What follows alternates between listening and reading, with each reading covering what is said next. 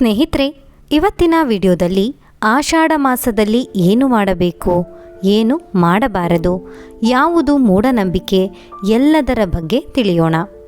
ಪೂರ್ತಿ ಮಾಹಿತಿಯನ್ನು ಸ್ಕಿಪ್ ಮಾಡದೆ ನೋಡಿ, ಯಾಕಂದರೆ ಅರ್ಧಂಬರ್ಧ ತಿಳಿಯುವ ಮಾಹಿತಿ ಯಾವತ್ತಿಗೂ ವ್ಯರ್ಥ.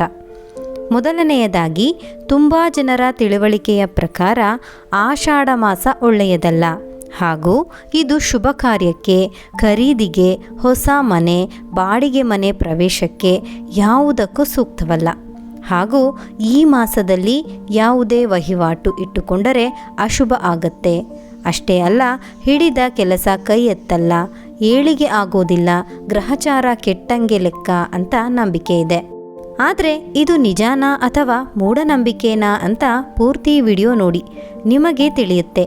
ಹಾಗೂ ಮಾಹಿತಿ ಸರಿ ಎನಿಸಿದರೆ ಕಾಮೆಂಟ್ ಬಾಕ್ಸ್ನಲ್ಲಿ ಆಷಾಢ ಲಕ್ಷ್ಮೀ ನಮೋ ನಮಃ ಅಂತ ಬರೆಯಿರಿ, ಅದೃಷ್ಟ ಪ್ರಾಪ್ತಿಯಾಗತ್ತೆ. ಸ್ನೇಹಿತರೆ, ಯಾವ ಶಾಸ್ತ್ರದಲ್ಲಿಯೂ ಕೂಡ ಈ ಆಷಾಢ ಮಾಸ ಅಶುಭ ಮಾಸ ಅಥವಾ ಕೆಟ್ಟದ್ದು ಅಂತ ಎಲ್ಲಿಯೂ ಹೇಳಿಲ್ಲ ಅಥವಾ ಉಲ್ಲೇಖ ಮಾಡಿಲ್ಲ.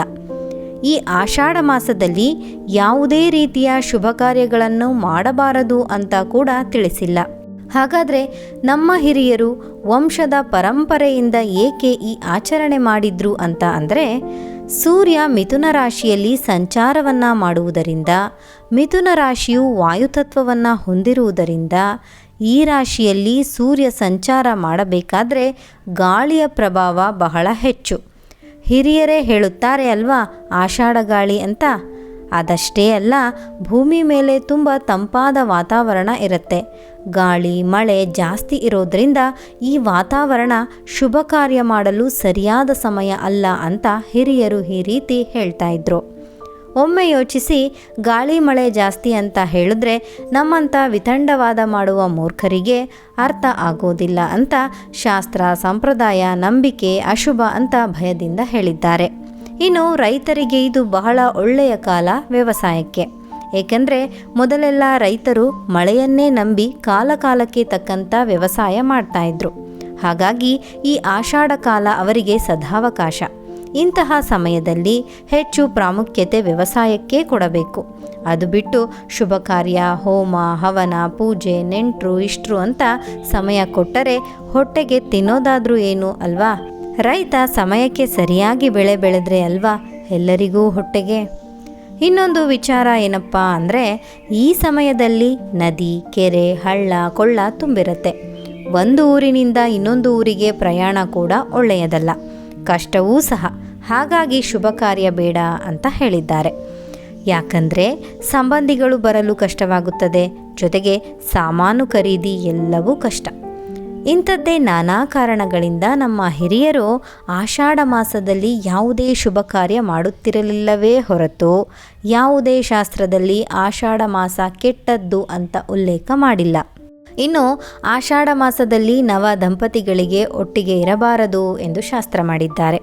ಅಷ್ಟೇ ಅಲ್ಲ, ಅಳಿಯ ಅತ್ತೆಯ ಮನೆಯ ಹೊಸ್ತಿಲು ದಾಟಬಾರದು, ಸೊಸೆ ಅತ್ತೆಯ ಜೊತೆ ಒಂದೇ ಹೊಸ್ತಿಲ ಒಳಗೆ ಇರಬಾರದು ಅಂತ ಹೇಳಿ ಕೂಡ ಶಾಸ್ತ್ರ ಮಾಡಿದ್ದಾರೆ. ಕಾರಣವೇನೆಂದರೆ, ಆಷಾಢದಲ್ಲಿ ವಧು ಗರ್ಭಧಾರಣೆ ಮಾಡಿದರೆ ಹೆರಿಗೆ ಸಮಯ ಸರಿಯಾಗಿ ಬೇಸಿಗೆಯ ತೀವ್ರ ಬಿಸಿಲಿನಲ್ಲಿ ಆಗುವ ಸಾಧ್ಯತೆ ಬಹಳ ಹೆಚ್ಚಾಗಿರುತ್ತದೆ. ಆದ್ದರಿಂದ ಆಗ ವೈದ್ಯಕೀಯ ಸೌಲಭ್ಯಗಳು ಕೂಡ ಬಹಳ ಕಮ್ಮಿ ಇದ್ದುದರಿಂದ ಈ ರೀತಿ ಶಾಸ್ತ್ರ ಮಾಡಿದ್ದಾರೆ. ಒಂದೇ ಮನೆಯಲ್ಲಿ ಇರುವ ನವದಂಪತಿಗಳಿಗೆ ದೈಹಿಕ ಸಂಪರ್ಕ ಮಾಡಬೇಡಿ ಎಂದು ಹೇಳಿದರೆ ಕೇಳುವ ಮನಸ್ಥಿತಿ ಖಂಡಿತವಾಗಿ ಇರುವುದಿಲ್ಲ. ಆದ್ದರಿಂದ ಭಯ ಹುಟ್ಟಿಸುವ ರೀತಿ ಶಾಸ್ತ್ರ, ಸಂಪ್ರದಾಯ ಶುರು ಮಾಡಿದ್ರು ನಮ್ಮ ಬುದ್ಧಿವಂತ ಹಿರಿಯರು. ಇನ್ನು ಭೂಮಿ ಖರೀದಿ, ರಿಜಿಸ್ಟ್ರೇಷನ್ ಮಾಡುವುದು, ವಾಹನ ಖರೀದಿ, ಶುಭ ಕೆಲಸದ ಆರಂಭ, ಮದುವೆ ಮಾತುಕತೆ, ಎಂಗೇಜ್ಮೆಂಟ್, ಬಾಡಿಗೆ ಮನೆ ಪ್ರವೇಶ, ಗೃಹ ಪ್ರವೇಶ, ಹೊಸ ಮಳಿಗೆ ಆರಂಭ, ಹೀಗೆ ಇನ್ನು ಇತ್ಯಾದಿ ಶುಭ ಕಾರ್ಯಗಳನ್ನು ಮಾಡುವ ಅತಿಯಾದ ಅನಿವಾರ್ಯ ಇದ್ದರೆ ಖಂಡಿತವಾಗಿಯೂ ಮಾಡಿ, ಯಾವುದೇ ಕೆಟ್ಟದ್ದು ಆಗೋದಿಲ್ಲ. ಆದರೆ ಮನಸ್ಸಿನಲ್ಲಿ ಒಂದು ಚೂರು ಕೂಡ ಭಯ, ಅಳುಕು ಇರಬಾರದು. ಯಾಕಂದರೆ ಈ ಆಷಾಢ ಮಾಸ ಕೆಟ್ಟದ್ದಲ್ಲ, ನಿಮ್ಮ ಭಯ ಕೆಟ್ಟದ್ದು ಮರೆಯದಿರಿ. ಆದ್ದರಿಂದ ಈ ಸಮಯದಲ್ಲಿ ವ್ಯವಹಾರ, ವ್ಯಾಪಾರ, ಉದ್ಯೋಗ ಪ್ರಾರಂಭ ಎಲ್ಲವೂ ಮಾಡಬಹುದು, ಏನೂ ತೊಂದರೆ ಇಲ್ಲ.